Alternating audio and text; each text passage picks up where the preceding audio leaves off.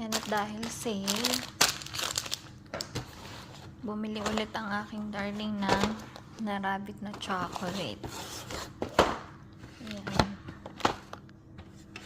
So, kapag every occasion, nagsisale ang mga chocolate kapag hindi nauubos.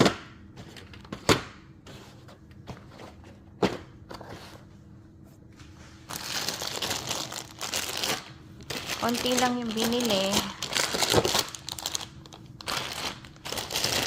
Ito masarap. Meron siyang peanut sa loob.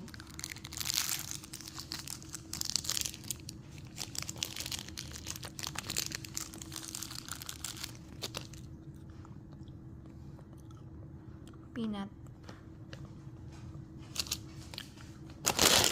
Ito namang isa, madurog.